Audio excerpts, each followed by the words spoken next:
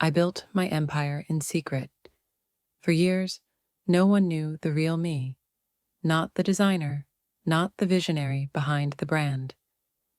To the outside world, I was just another assistant in a crowded fashion house.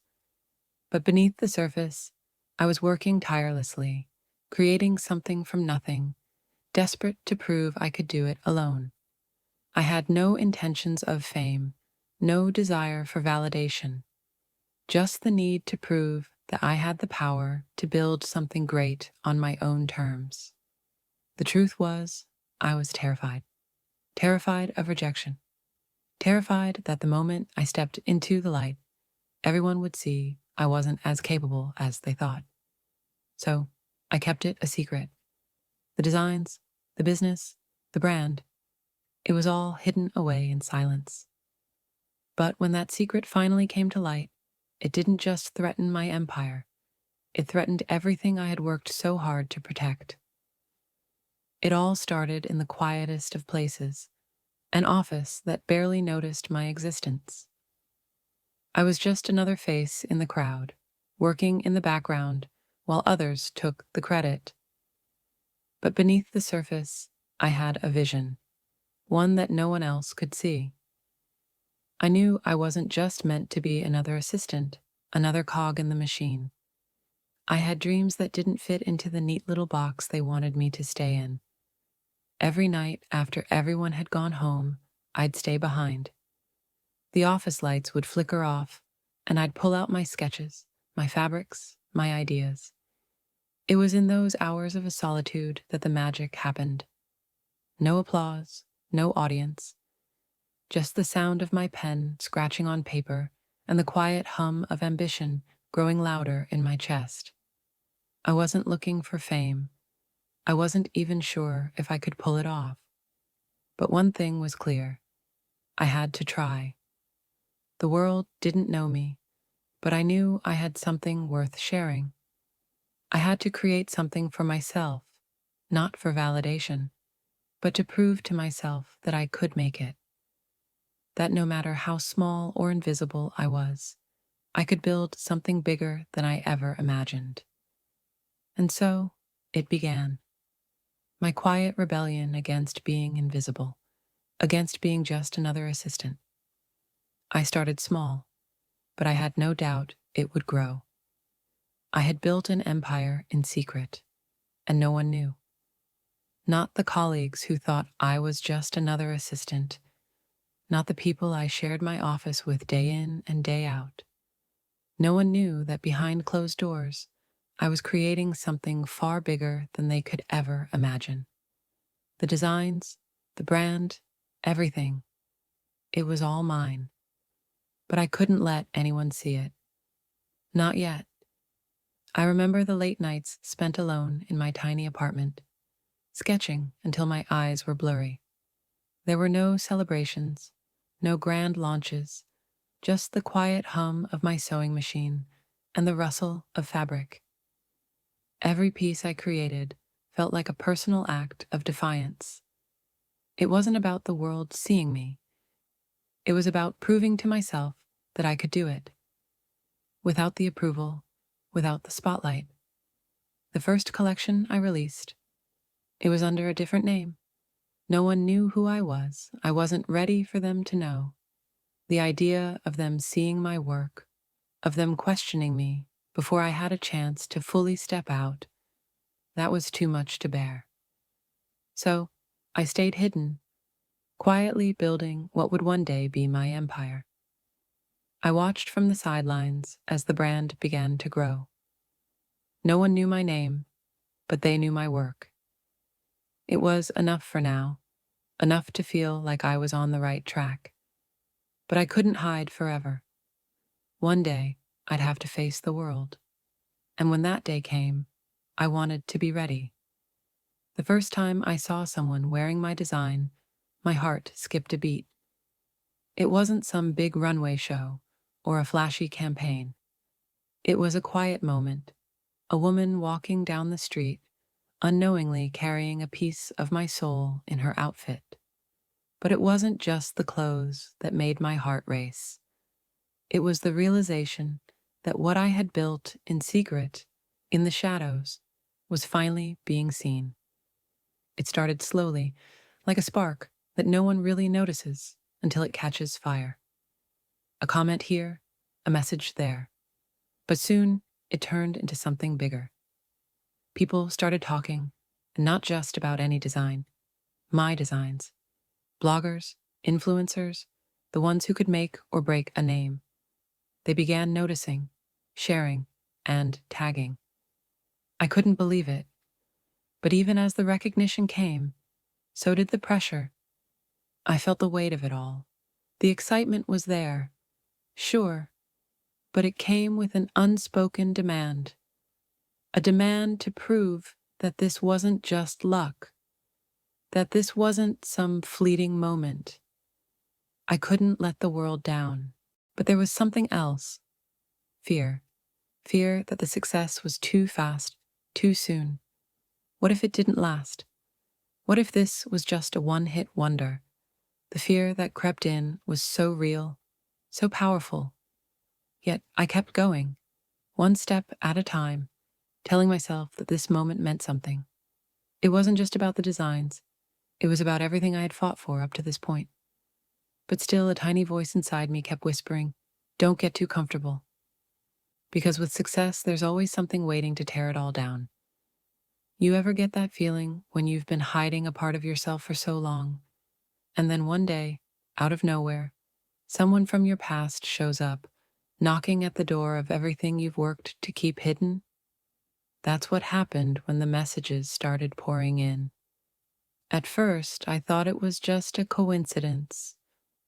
Old friends reaching out, just wanting to reconnect. But when the texts kept coming, and the emails, and the phone calls, I started to feel the weight of something heavier. They weren't just reaching out to say, "Hi." They wanted something. They wanted answers. They wanted to know how I was doing it. They wanted a piece of the success I had worked so hard to keep to myself. The first message came from Leah, the one person I thought I could trust, the one person who knew my secrets, every sleepless night, every decision I made. We had built this together. At least, that's what I thought. But then she called. I could hear it in her voice. She knew. She knew what was happening, and she was ready to make her move. The words were simple. "I've been watching you, and I think it's time we talked about where this is going." I had always believed in Leah. She was a part of this, my dream. But now I was starting to question everything. Was she really my friend, or had I just been another stepping stone for her? And then the other messages came. More people, more familiar faces, all with the same question. How did you do it? But it wasn't curiosity in their eyes anymore. It was something darker, something more dangerous. And the worst part, I didn't know if they wanted to be a part of my empire or take it from me. I should have known. The signs were there all along. Small, subtle things that I dismissed at first because I didn't want to believe it. But as they say, when something doesn't feel right, it usually isn't. It started with the little things. Leah's attitude began to shift ever so slightly. She wasn't as excited about the new collections anymore. The late-night brainstorming sessions became fewer and farther between. I started noticing that when I talked about the direction I wanted to take the brand, she'd avoid eye contact, or worse, offer vague suggestions that didn't feel like advice from a partner, but rather from someone trying to distance themselves from the vision we had shared. I tried to brush it off. I told myself I was overthinking it. Maybe it was just the stress of the growing business, the constant deadlines, or the pressure to stay ahead. But deep down, something didn't sit right. Leah had always been the one who kept me grounded, the one who believed in this when no one else did. The fact that she was pulling away didn't make sense. I began asking around, casually at first, trying to gauge if others noticed the same changes in her behavior. But no one said anything definitive. Everyone was too wrapped up in their own roles to pay much attention. I felt like I was walking this fine line, too afraid to confront Leah directly, yet unable to ignore this growing suspicion in my gut. Then, one day, I saw it. It wasn't some grand reveal or dramatic confrontation. It was an innocuous message on my phone, a notification that my designs were being shared by someone else. A competitor had posted them, touting them as their own. At first, I thought it was a mistake. Maybe they had seen my work somewhere and were just inspired. But the pieces were too similar. The patterns, the cuts, everything. I dug deeper. I searched the timelines, cross-referenced emails, and checked the production files. That's when I found it. Leah had been in contact with the competitor, sharing information, designs, details that had been mine. I felt sick. I felt betrayed. The gut punch wasn't just about the stolen work.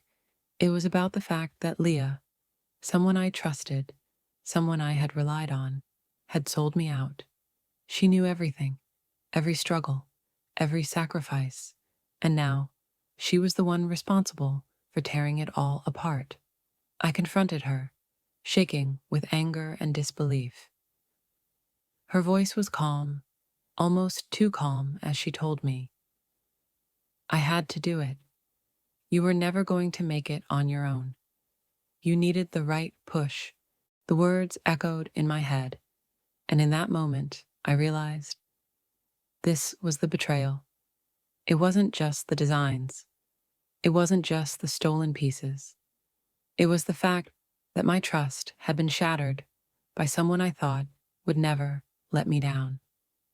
And that feeling of betrayal, that hollow emptiness, it was far worse than any failure. I had been blind to it all, and now everything I had worked for felt like it was slipping away. What had I been building all this time? What had I sacrificed to get here? And in the end, was it worth it? I remember the moment everything shifted. It was quiet, almost too quiet, like the calm before a storm. For a while, it felt like I had everything under control. The designs were selling. The media buzz was growing.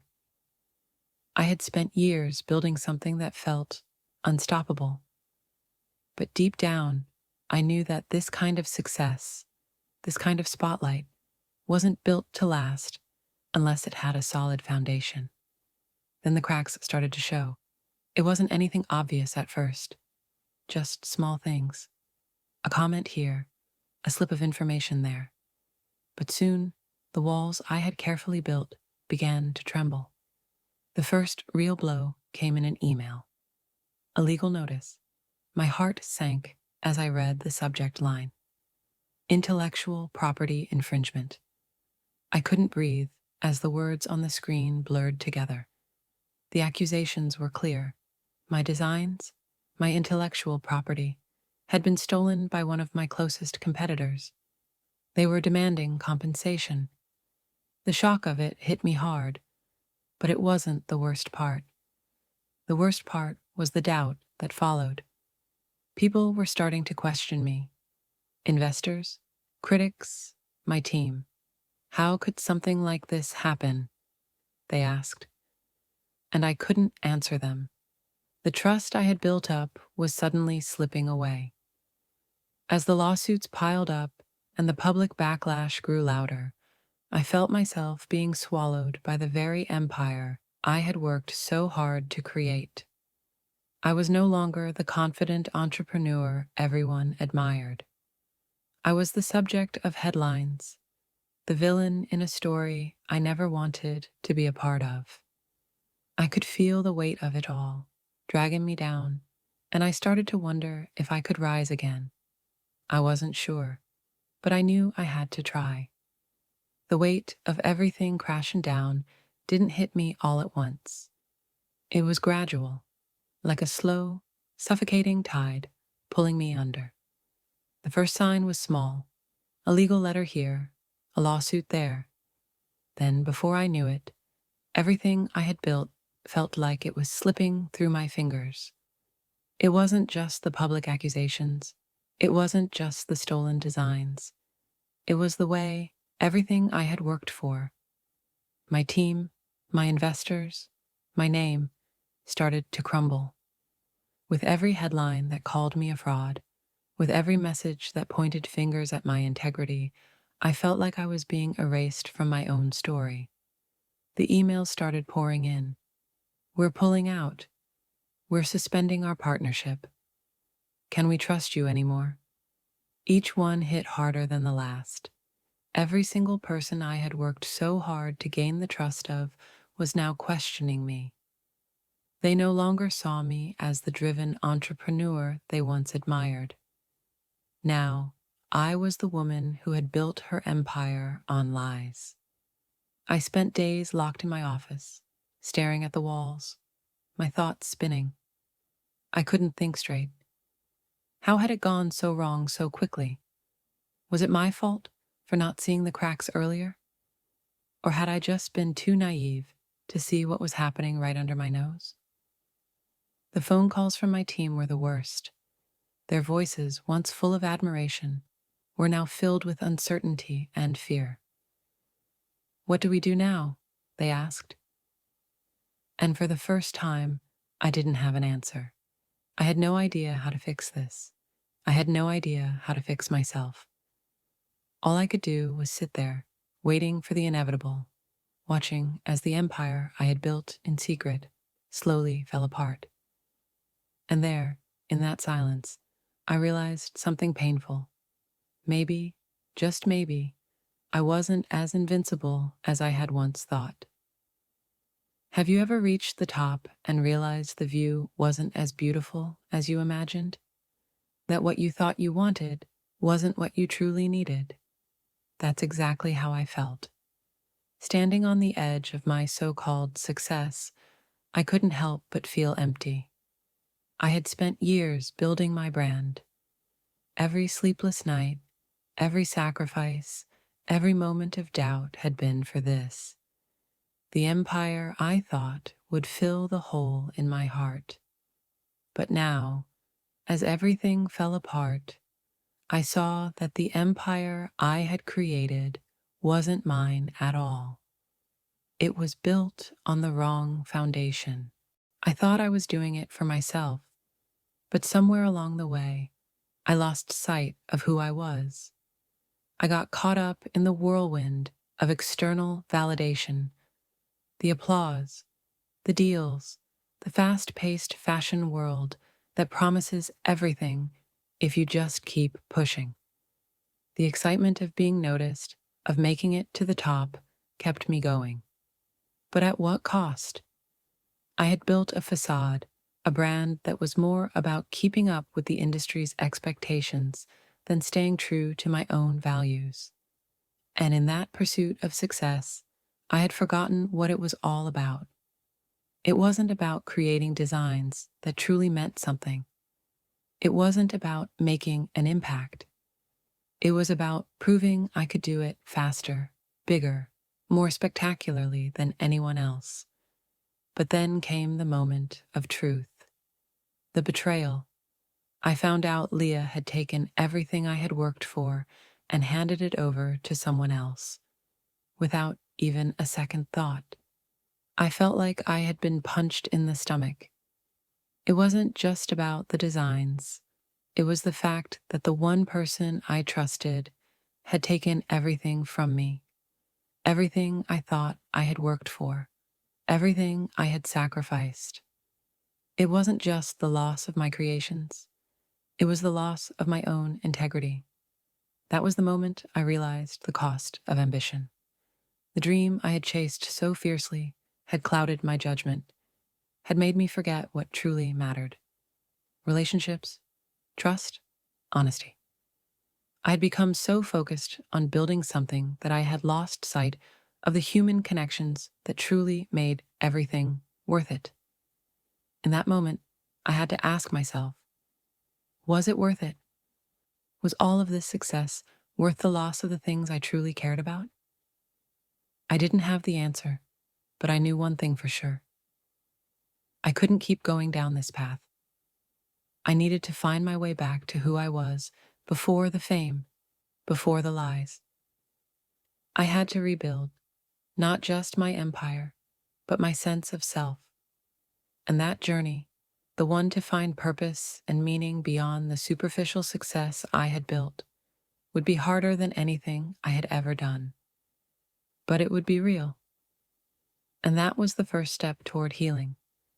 The days after discovering the betrayal were the hardest of my life.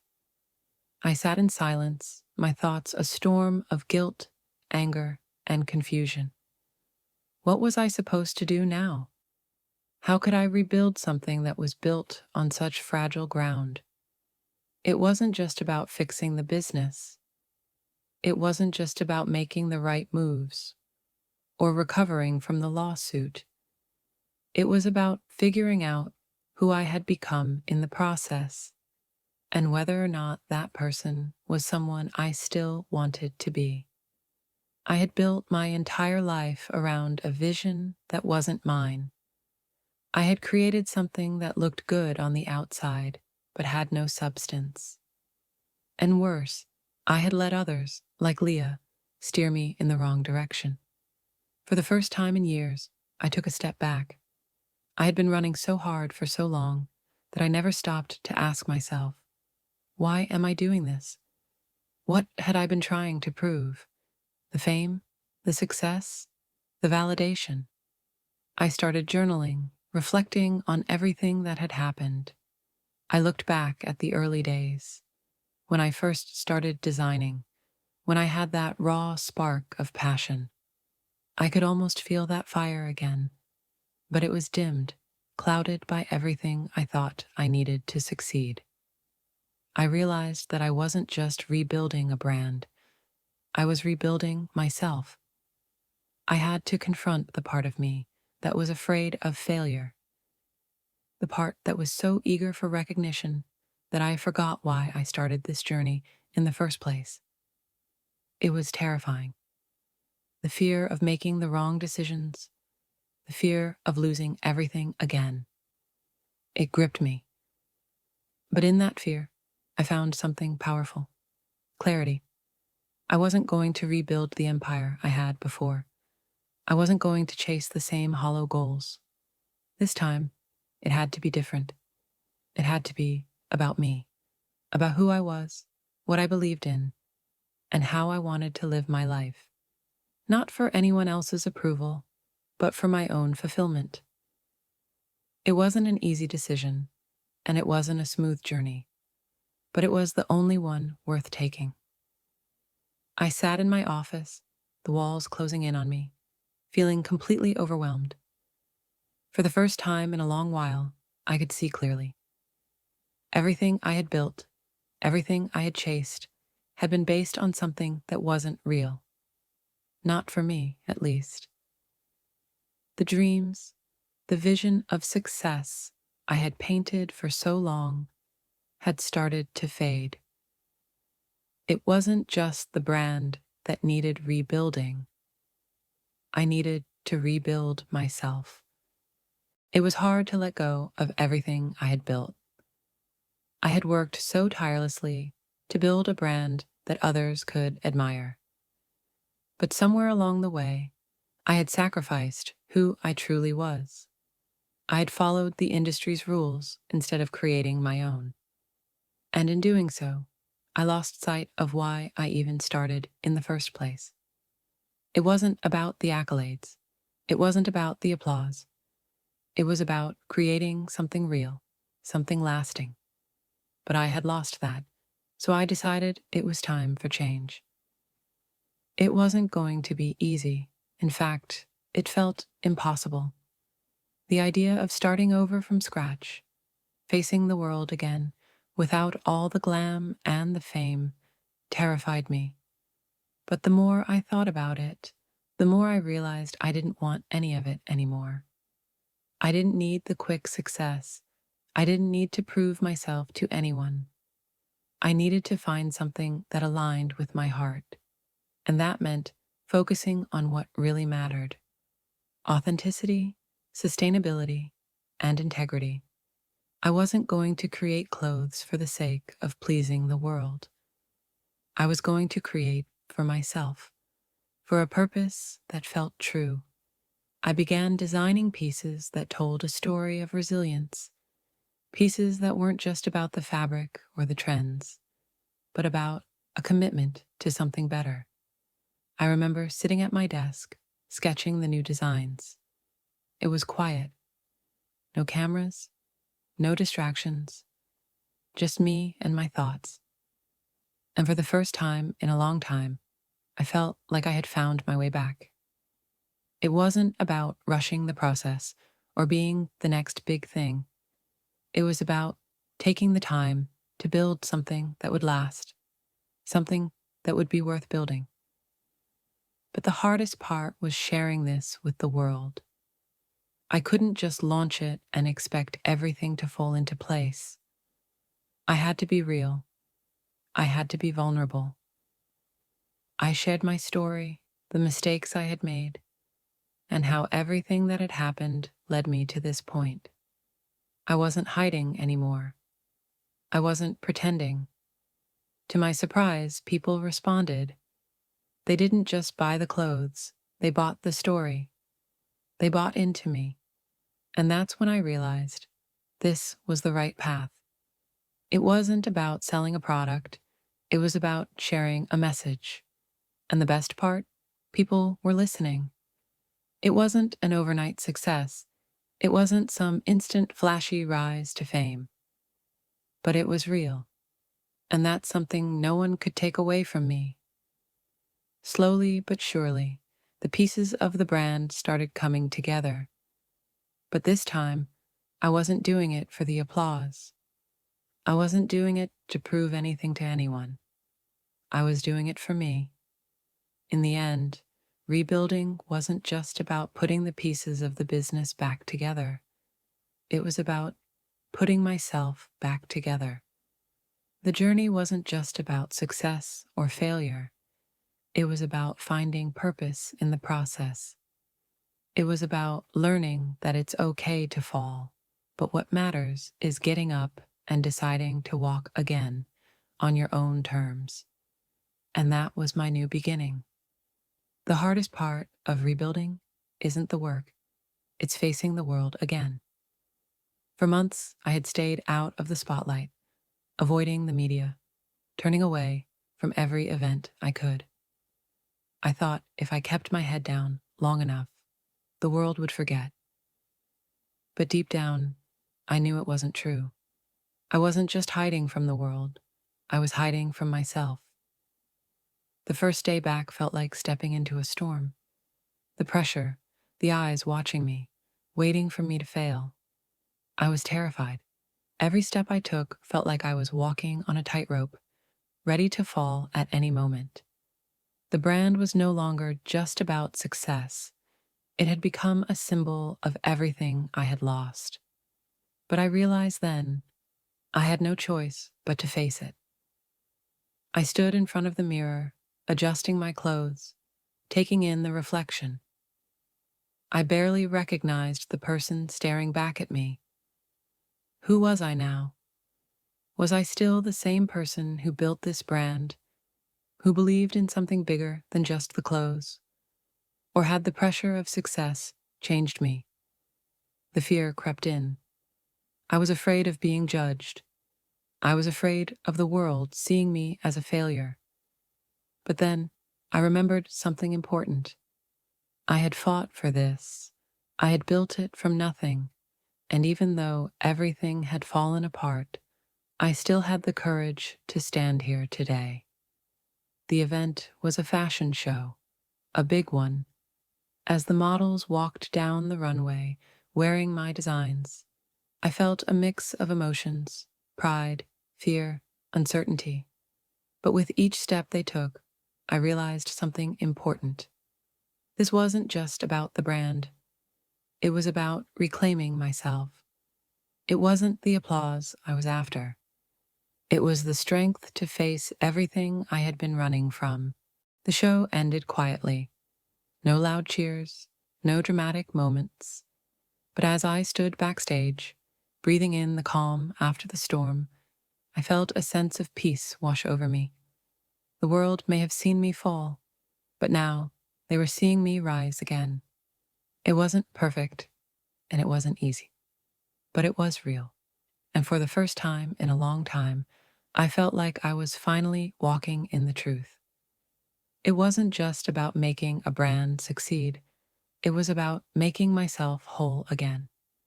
I wasn't doing this for anyone else. I was doing it for me. And maybe, just maybe, that was the start of something far bigger than anything I had ever imagined. So here we are, at the end of this chapter. And yet, it feels more like the beginning of something bigger. A new journey, a new challenge. I know it hasn't been easy, and honestly, it still isn't. There are days when the doubts creep in, when I ask myself if all of this was worth it, if I'm ever truly going to get back to where I was. But then I remember, no one gets to define the end of my story except me. If you've followed me on this journey, if you've seen the rise, the fall, the heartbreak, and the rebirth, I hope you know one thing. The real story isn't about how many times you fail. It's about how many times you get back up. It's about taking those hits, feeling the pain, and deciding, no matter what, that you're not done yet.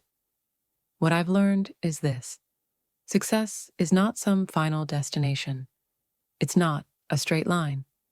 It's messy, it's unpredictable, and it's built with blood, sweat, and sometimes tears. But there's something more. The process is what shapes you. It's what defines who you are when everything else falls away. The lessons learned in the struggle, the small victories, the quiet moments when you've only got yourself to rely on, that's what makes you stronger. If you're facing your own battle right now, if you're struggling, wondering if it's worth it, I'm here to tell you, it is. No matter what, keep going. Don't give up.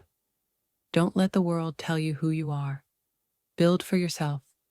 Create for yourself. You're not alone on this journey, and if I can find the strength to rise, so can you. So, if this story has sparked something in you, if it's inspired you to take that next step or to finally stop hiding, then I want you to join me in this new chapter. Hit that like button, leave a comment below, and let me know where you're at in your journey. Let's share this experience together, and don't forget to subscribe. There's so much more to come.